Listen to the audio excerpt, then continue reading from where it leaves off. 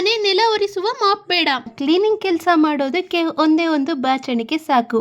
ಅರೆ ವಾವ್ ಅಂತೀರಾ? ನಮಸ್ಕಾರ ಎಲ್ಲರಿಗೂ. ಇವತ್ತಿನ ವಿಡಿಯೋಗೆ ಆತ್ಮೀಯವಾದಂಥ ಸ್ವಾಗತ. ಇವತ್ತಿನ ವಿಡಿಯೋದಲ್ಲಿ ಒಳ್ಳೊಳ್ಳೆ ಸೂಪರ್ ಟಿಪ್ಸ್ಗಳನ್ನ ನೋಡೋಣ ಬನ್ನಿ.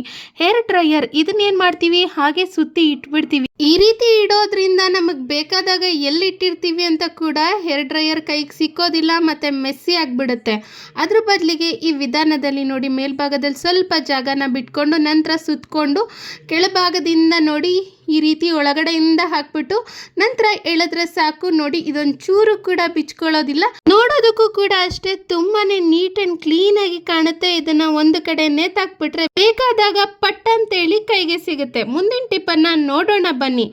ಬ್ಲ್ಯಾಕ್ ಹೆಡ್ಸ್ ವೈಟ್ ಹೆಡ್ಸ್ ಮೂಗಿನ ಮೇಲೆ ಈ ರೀತಿ ಆಯ್ತು ಅಂದ್ರೆ ನೋಡೋದಕ್ಕೊಂದು ಚೂರು ಕೂಡ ಚೆನ್ನಾಗಿ ಕಾಣೋದಿಲ್ಲ. ಮೂಗು ತುಂಬಾನೇ ಶೈನಿಯಾಗಿ ಕ್ಲೀನಾಗಿ ಕಾಣಿಸ್ಬೇಕು ಅಂತಂದ್ರೆ ನೋಡಿ, ಅರ್ಧ ಸ್ಪೂನ್ ಸಕ್ಕರೆನ ತಗೊಳ್ಳಿ, ಅದ್ರ ಜೊತೆಗೆ ಸ್ವಲ್ಪ ಕೋಲ್ಗೇಟ್ ಪೇಸ್ಟನ್ನು ಹಾಕೊಳ್ಳಿ, ನಿಂಬೆ ರಸನ ಹಾಕೊಳ್ಳಿ. ಇದಿಷ್ಟನ್ನು ಹಾಕ್ಬಿಟ್ಟು ಚೆನ್ನಾಗಿ ಇದನ್ನ ಮಿಕ್ಸ್ ಮಾಡಿ. ನೋಡಿ, ಒಂದು ಕ್ರೀಮ್ ನೋಡಿ ಸಿದ್ಧಾಗುತ್ತೆ. ಅರ್ಧ ಗಂಟೆಗಳ ಕಾಲ ಹಾಗೇನೆ ಬಿಡಿ. ಇದನ್ನ ಹಚ್ಕೊಳ್ಳೋದ್ರಿಂದ ಮೂಗಿನ ಮೇಲೆ ಇರೋಂಥ ಬ್ಲ್ಯಾಕ್ ಹೆಡ್ಸ್ ವೈಟ್ ಹೆಡ್ಸ್ ಎಲ್ಲ ಕೂಡ ಹೋಗ್ಬಿಡುತ್ತೆ. ಇದನ್ನ ಹಚ್ಕೊಂಡಾಗ ನೀವು ಮೂಗಿನ ಮೇಲೆ ಒಂದು ರೀತಿ ಕೂಲಾಗಿ ತಂಪಾಗಿ ಅನಿಸುತ್ತೆ. ಈ ಒಂದು ಕ್ರೀಮನ್ನು ಹಚ್ಚಿದ ನಂತರ ಅರ್ಧ ಗಂಟೆಗಳ ಕಾಲ ಹಾಗೆ ಬಿಟ್ಟು ನಂತರ ನಿಂಬೆ ಸಿಪ್ಪೆಯಿಂದ ಉಜ್ಜಿ ತೊಳೆದು ನೋಡಿ, ಮೂಗು ಪಳ ಪಳ ಅಂತೇಳಿ ಹೊಳೆಯುತ್ತೆ. ಬ್ಲ್ಯಾಕ್ ಹೆಡ್ಸ್ ವೈಟ್ ಹೆಡ್ಸ್ ಎಲ್ಲ ಕೂಡ ಮಾಯ ಆಗುತ್ತೆ. ಮುಂದಿನ ಟಿಪ್, ಬೆಲ್ಟು ತೊಗೊಂಡು ಸುಮಾರು ದಿನ ಆಗಿದೆ, ಒಂದು ರೀತಿ ಕಳೆನೇ ಇಲ್ಲ, ಶೈನಿಂಗ್ ಆಗಿ ಕಾಣಿಸ್ತಾ ಇಲ್ಲ ಅಂತಂದರೆ ಈ ಒಂದು ಸಿಂಪಲ್ ಟಿಪ್ಪನ್ನು ಟ್ರೈ ಮಾಡಿ ನೋಡಿ. ರಿಸಲ್ಟ್ ನೋಡಿದ್ರೆ ನೀವೇ ಶಾಕ್ ಆಗ್ತೀರಾ. ಅರೆ ವಾ, ಹೊಸ ಬೆಲ್ಟ್ ಅನ್ನೋ ಥರ ರೆಡಿ ಆಗುತ್ತೆ. ಏನಿಲ್ಲ, ಸ್ವಲ್ಪ ವ್ಯಾಸ್ಲಿನನ್ನು ತಗೊಂಡು ಈ ರೀತಿ ಬೆಲ್ಟ್ ಏನಾದರೂ ಶೈನಿಂಗ್ ಆಗಿ ಕಾಣಿಸ್ತಾ ಇಲ್ಲ ಅಂದರೆ ವ್ಯಾಸ್ಲಿನ್ ತಗೊಂಡು ಬೆಲ್ಟ್ ಮೇಲೆ ಈ ರೀತಿ ಸುತ್ತಲೂ ಕೂಡ ಹಚ್ತಾ ಬನ್ನಿ. ಚೂರೇ ಚೂರು ಸಾಕು, ಜಾಸ್ತಿ ಏನು ಹಚ್ಚೋ ಅವಶ್ಯಕತೆ ಇಲ್ಲ. ಬೆರಳಲ್ಲಿ ಚೂರನ್ನು ತಗೊಂಡು ಒಂದು ಕಡೆ ಹಾಕ್ಕೊಂಡು ಬೆಲ್ಟ್ನ ಸುತ್ತಲೂ ಕೂಡ ಹಚ್ಕೋಬೇಕಾಗುತ್ತೆ. ಬೆಲ್ಟ್ ಮೊದಲು ಯಾವ ಥರ ಇತ್ತು, ಇವಾಗ ನೋಡಿ ಹೊಸ ಥರಂತೆ ಪಳ ಪಳ ಅಂತೇಳಿ ಹೊಳಿತಾ ಇದೆ. ವ್ಯತ್ಯಾಸವನ್ನು ನೀವೇ ಇಲ್ಲಿ ನೋಡ್ಬೋದು. ಇದೊಂದು ಸಿಂಪಲ್ ಟಿಪ್, ಬಟ್ ತುಂಬಾ ಉಪಯೋಗಕ್ಕೆ ಬರುತ್ತೆ. ನಿಮಗೂ ಈ ಟಿಪ್ ಇಷ್ಟ ಆಯ್ತಾ? ಆಗಿದ್ರೆ ಈಗಲೇ ಒಂದು ಲೈಕನ್ನು ನೀಡಿ. ಮುಂದಿನ ಟಿಪ್ ನೋಡಿ, ಇಲ್ಲಿ ಟೊಮೆಟೊನ ತೊಗೊಂಡಿದ್ದೀನಿ. ಅರ್ಧ ಭಾಗಕ್ಕೆ ಅಂದರೆ ಮಧ್ಯಕ್ಕೆ ಕಟ್ ಮಾಡಿ ತೊಗೋಬೇಕಾಗತ್ತೆ. ಟೊಮೆಟೊ ಮೇಲೆ ಸಕ್ಕರೆಯನ್ನು ಹಾಕ್ಕೊಂಡಿದ್ದೀನಿ. ಇವಾಗ ಅದ್ರ ಜೊತೆಗೆ ಚೂರು ಜೇನುತುಪ್ಪವನ್ನು ಹಾಕ್ಕೊಂಡಿದ್ದೀನಿ. ಚೂರು ಅರಿಶಿಣದ ಪುಡಿಯನ್ನು ಕೂಡ ಹಾಕ್ಕೊಂಡಿದ್ದೀನಿ.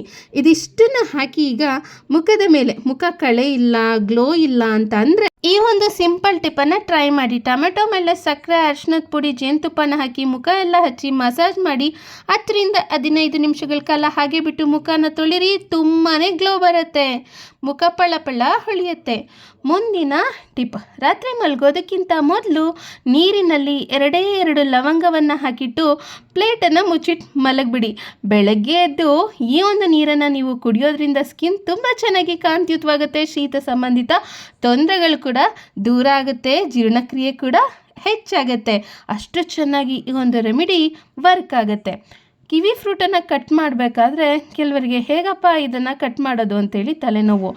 ಈಸಿಯಾಗಿ ಕಟ್ ಮಾಡ್ಬೋದು ನೋಡಿ. ಜಸ್ಟ್ ಸೆಕೆಂಡಲ್ಲೇ ನೀವು ಪಟ್ ಅಂಥೇಳಿ ಕಿವಿ ಫ್ರೂಟನ್ನು ಕಟ್ ಮಾಡಿಬಿಡ್ತೀರಾ. ನೋಡಿ, ಹಣ್ಣನ್ನು ತೊಗೊಂಡ್ಮೇಲೆ ಮಧ್ಯಭಾಗ ಕತ್ತರಿಸ್ತೀರಾ ಅಲ್ವಾ, ಸ್ಪೂನಿಂದ ಈ ರೀತಿ ಸುತ್ತಲೂ ಕೂಡ ಲೈಟಾಗಿ ಮಾಡಿದ್ರೆ ಸಾಕು. ನೋಡಿ, ಹಣ್ಣು ಹಾಗೆ ಎದ್ದು ಬಂದುಬಿಡುತ್ತೆ. ಇದನ್ನು ಈ ವಿಧಾನದಲ್ಲಿ ಕಟ್ ಮಾಡೋದ್ರಿಂದ ಸಿಪ್ಪೆ ಮಾತ್ರ ಬರುತ್ತೆ, ಹಣ್ಣಿನ ಭಾಗ ಎಲ್ಲ ವೇಸ್ಟ್ ಆಗೋದಿಲ್ಲ.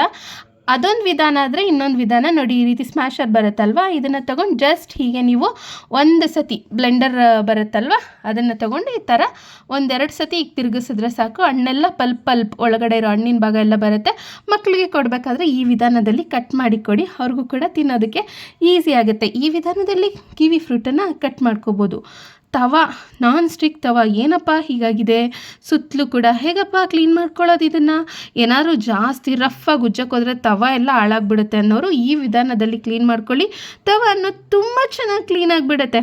ಸ್ಟವನ್ನು ಹಚ್ಚಿ ಲೋ ಫ್ಲೇಮ್ನಲ್ಲಿ ಇಟ್ಕೋಬೇಕಾಗುತ್ತೆ. ಸಣ್ಣ ಊರಿನಲ್ಲಿ ಇಟ್ಕೊಂಡು ಅದ್ರ ಮೇಲೆ ತವನ ಇಟ್ಕೋಬೇಕಾಗುತ್ತೆ. ಇನ್ನೇನು ತವ ಬಿಸಿ ಆಗ್ತಾ ಇದೆ ಅನ್ನೋವಾಗ ನೋಡಿ, ಸುತ್ತಲೂ ಕೂಡ ಪುಡಿ ಉಪ್ಪನ್ನು ಈ ಥರ ಹಾಕ್ಕೋಬೇಕಾಗುತ್ತೆ. ಯಾಕಂದರೆ ಸುತ್ತಲೇ ಅಲ್ವಾ ಈ ಥರ ಕರೆ ಕಟ್ಬಿಡುತ್ತೆ. ಇದನ್ನು ನಾವು ಸ್ಕ್ರಬ್ಬರಲ್ಲಿ ಉಜ್ಜಿದ್ರೂ ಕೂಡ ಹೋಗಲ್ಲ, ಮತ್ತು ನಾವು ರ್ಯಾಶಾಗಿ ಉಜ್ಜೋಕ್ಕೂ ಕೂಡ ಆಗಲ್ಲ ನಾನ್ ಸ್ಟಿಕ್ ಪ್ಯಾನ್ ಆದರೆ.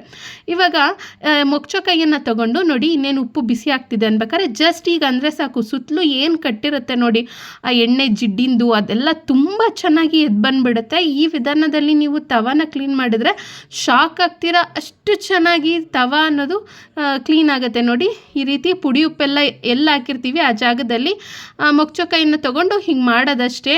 ಎಷ್ಟು ಚೆನ್ನಾಗಿ ಸುತ್ತಲೂ ಕಟ್ಟಿರೋ ಅಂಥ ಈ ಜಿಡ್ಡಿಂದು ಕೊಳೆ ಎಲ್ಲ ಯಾವ ಥರ ಬಂದಿದೆ ಅಂತ ನೀವೇ ಇಲ್ಲಿ ನೋಡ್ತಾ ಇರ್ಬೋದು. ಈ ವಿಧಾನದಲ್ಲಿ ಇದನ್ನೆಲ್ಲ ತೆಗೆದ್ಮೇಲೆ ಒಮ್ಮೆ ನೀರು ಹಾಕಿ ತೊಳೆದು ನಂತರ ಈಗ ಸ್ಟವನ್ನು ಆಫ್ ಮಾಡ್ಕೊಂಡ್ಬಿಡ್ಬೇಕು. ಸ್ಟವ್ ಮೇಲೆ ಇಟ್ಟು ಉಜ್ಜಬೇಕು ಅಂತೇನಿಲ್ಲ. ಸ್ಟವನ್ನು ಆಫ್ ಮಾಡಿಕೊಂಡು ಒಂದು ಸ್ಕ್ರಬ್ಬರನ್ನು ತೊಗೊಂಡು ಲಿಕ್ವಿಡನ್ನು ಹಾಕಿ, ಡಿಶ್ ವಾಷಿಂಗ್ ಲಿಕ್ವಿಡೋ ಅಥವಾ ಸೋಪನ್ನು ಹಾಕಿ ತೊಳೆದುಬಿಟ್ರೆ ತುಂಬ ಚೆನ್ನಾಗಿ ಹಂಚು ತವಾ ಅನ್ನೋದು ಕ್ಲೀನ್ ಆಗಿಬಿಡುತ್ತೆ. ನಾನ್ ಸ್ಟಿಕ್ ತವಾನ ಕ್ಲೀನ್ ಮಾಡಬೇಕಾದ್ರೆ ಈ ಒಂದು ಸಿಂಪಲ್ ಟಿಪ್ಪನ್ನು ಟ್ರೈ ಮಾಡಿ. ತವಾ ಕೂಡ ಹಾಳಾಗಲ್ಲ, ತುಂಬ ಚೆನ್ನಾಗಿ ಡೀಪ್ ಕ್ಲೀನ್ ಆಗುತ್ತೆ.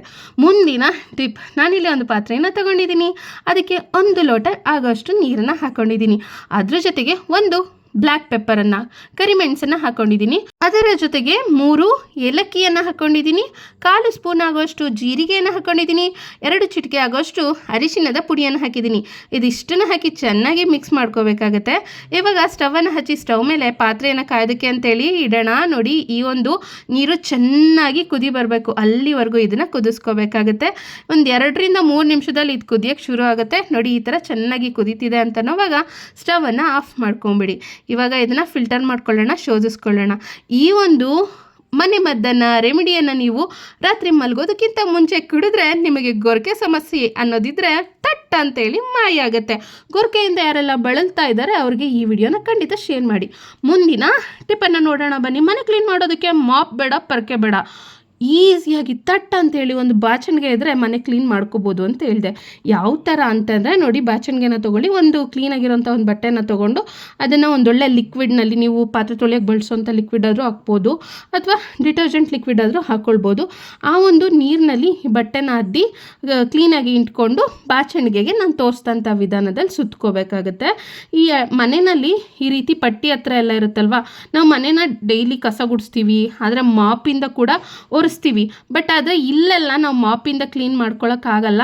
ಅಂಥ ಟೈಮಲ್ಲಿ ಹೆಚ್ಚು ಶ್ರಮ ಪಡೋದು ಬೇಡ. ಈ ರೀತಿ ಬಾಚಣಿಗೆಗೆ ಬಟ್ಟೆನ ಸುತ್ತಿ ಆರಾಮಾಗಿ ನೋಡಿ, ಈ ಸಂದಿಗೊಂದಿನಲ್ಲೆಲ್ಲ ಹೀಗೆ ಉಜ್ತಾ ಬಂದರೆ ಇಲ್ಲೆಲ್ಲ ನೋಡ್ತಾ ಇರ್ಬೋದು ಎಷ್ಟೊಂದು ಡಸ್ಟ್ ಥರ ಎಲ್ಲ ಕೂತಿದೆ ಅಂಥೇಳಿ. ಪಟ್ ಅಂತೇಳಿ ಸುಮ್ಮನೆ ಹೀಗೆ ಅನ್ನೋ ಹೊತ್ತಿಗೆ ಎಲ್ಲ ಕೂಡ ಕ್ಲೀನ್ ಆಗಿಬಿಡುತ್ತೆ. ಇದಷ್ಟೇ ಅಲ್ಲ, ಫರ್ನಿಚರ್ ಎಲ್ಲ ಇರುತ್ತಲ್ಲ, ಸೋಫಾಗಳು, ಅದರ ಸಂದಿಗೊಂದಿಗಳಲ್ಲಿ ನಾವು ಬಟ್ಟೆನಲ್ಲೆಲ್ಲ ಒರೆಸಿದ್ರೂ ಕೂಡ ಆ ಧೂಳು, ಡಸ್ಟ್ ಅನ್ನೋದು ಹೋಗೋದಿಲ್ಲ. ಬಟ್ ಈ ವಿಧಾನದಲ್ಲಿ ಕ್ಲೀನ್ ಮಾಡಿಕೊಂಡ್ರೆ ಬಾಚಣಿಗೆಗೆ ಸ್ವಲ್ಪ ಬಟ್ಟೆಯನ್ನು ಸುತ್ತಬಿಟ್ಟು, ಹಳೇದಾಗಿರೋಂಥ ಬಾಚಣಿಗೆ ತಗೊಳ್ಳಿ ಸಾಕು, ಬಟ್ಟೆಯನ್ನು ಕ್ಲೀನಾಗಿ ಒಂದು ಲಿಕ್ವಿಡಲ್ಲಿ ಅದ್ದಿ ಹಿಂಡಿರೋಂಥ ಬಟ್ಟೆನ ಸುತ್ತಿ ನಂತರ ಫರ್ನಿಚರ್ ಸಂದಿಗೊಂದಿಗಳಲ್ಲೂ ಕೂಡ ಕ್ಲೀನ್ ಮಾಡ್ಕೊಳ್ಬೋದು. ಧೂಳು, ಡಸ್ಟ್ ಎಲ್ಲ ತುಂಬ ಚೆನ್ನಾಗಿ ಬರುತ್ತೆ. ಯಾವ ಫರ್ನಿಚರ್ ಇರುತ್ತೆ ಅದ್ರ ಸಂದಿಗೊಂದಿಗಳಲ್ಲೆಲ್ಲ ಮಾಪಿಂದ ಇದನ್ನೆಲ್ಲ ಕ್ಲೀನ್ ಮಾಡೋಕ್ಕಾಗತ್ತಾ? ಇಲ್ವೇ ಇಲ್ಲ. ಮತ್ತು ಕೈ ತೂರಿಸಿದ್ರೂ ಕೂಡ ಹೋಗಲ್ಲ. ಅಂಥ ಸಂದಿಗೊಂದಿಗಳಲ್ಲಿ ಕ್ಲೀನ್ ಮಾಡೋದಕ್ಕೆ ಈ ಒಂದು ಟಿಪ್ಪನ್ನು ಖಂಡಿತ ಟ್ರೈ ಮಾಡಿ. ಫ್ರಿಜ್ ಹತ್ರ ಕ್ಲೀನ್ ಮಾಡ್ಕೊಳ್ಬೋದು, ಫ್ರಿಜ್ ಪಕ್ಕದಲ್ಲಿ ಏನಾದ್ರು ಸಂದಿಗಳಿದ್ರೆ ಅಲ್ಲಿ ಕ್ಲೀನ್ ಮಾಡ್ಕೊಳ್ಬೋದು. ಮತ್ತು ಈ ರೀತಿ ಕೂಲರ್ ಇರುತ್ತೆ, ಇದ್ರೊಳಗಡೆ ಎಲ್ಲ ನಾವು ಹಾಗೆ ಕೈಯನ್ನೆಲ್ಲ ಹಾಕಿ ಒರ್ಸೋಕ್ಕಾಗಲ್ಲ ಸಂದಿಗಳಲ್ಲೆಲ್ಲ. ಅಂಥ ಟೈಮಲ್ಲಿ ಈ ರೀತಿ ಬಾಚಣಿಗೆಗೆ ಬಟ್ಟೆನ ಹಾಕಿ ಜಸ್ಟ್ ಹೀಗೆ ಒರೆಸ್ಕೊಳ್ತಾ ಬನ್ನಿ. ಎಷ್ಟು ಚೆನ್ನಾಗಿ ಕೊಳೆ ಎಲ್ಲ ಬರುತ್ತೆ ಅಂದರೆ ಶಾಕ್ ಆಗಬೇಕು, ಅಷ್ಟು ಚೆನ್ನಾಗಿ. ಇಲ್ಲೇ ಎಷ್ಟು ಧೂಳಿದೆ ನೋಡಿ. ನಾನು ಇದೇ ವಿಧಾನದಲ್ಲಿ ಬಟ್ಟೆಯನ್ನು ಒಂದು ಕ್ಲೀನಿಂಗ್ ಲಿಕ್ವಿಡಲ್ಲಿ ಅದ್ದಿ ಬಾಚಣಿಗೆಗೆ ಸುತ್ತಿ ಒರೆಸ್ತಾ ಇದ್ದೀನಿ. ಸೊ ಮೊದಲು ಹೇಗಿತ್ತು ಕೂಲರ್, ತುಂಬ ಎಷ್ಟು ಡಸ್ಟ್ ಇತ್ತು, ಕ್ಲೀನ್ ಮಾಡಿದ್ಮೇಲೆ ಎಷ್ಟು ಚೆನ್ನಾಗಿ ಕ್ಲೀನ್ ಆಗಿದೆ ಅಂತ ನೀವೇ ನೋಡ್ತಾ ಇದ್ದೀರಲ್ಲ. ಹಾಗಿದ್ರೆ ಬಾಚಣಿಗೆನ ಬಳಸಿ ಕ್ಲೀನ್ ಮಾಡ್ಕೊಳ್ಳೋಂಥ ಈ ಟಿಪ್ ಇಷ್ಟ ಆಗಿದ್ರೆ ಒಂದು ಲೈಕನ್ನು ನೀಡಿ. ಎಲ್ಲ ಶ್ರೀಮತಿಯರಿಗೂ ಈ ವಿಡಿಯೋನ ಶೇರ್ ಮಾಡಿ. ಮತ್ತು ಇವತ್ತಿನ ವಿಡಿಯೋದಲ್ಲಿ ಶೇರ್ ಮಾಡಿರುವಂಥ ಟಿಪ್ಸಲ್ಲಿ ಯಾವ ಟಿಪ್ ಇಷ್ಟ ಆಯಿತು ಅಂತೇಳಿ ಕಮೆಂಟ್ ಮೂಲಕ ಬರೆದು ತಿಳಿಸಿ. ಮುಂದಿನ ವಿಡಿಯೋದಲ್ಲಿ ನಿಮ್ಮೆಲ್ಲರಿಗೂ ಇನ್ನಷ್ಟು ಉಪಯೋಗ ಆಗುವಂಥ ಒಳ್ಳೆ ಟಿಪ್ಸ್ಗಳನ್ನ ಶೇರ್ ಮಾಡೋದಕ್ಕೆ ಬರುತ್ತೇನೆ. ಧನ್ಯವಾದಗಳು. Thank you all.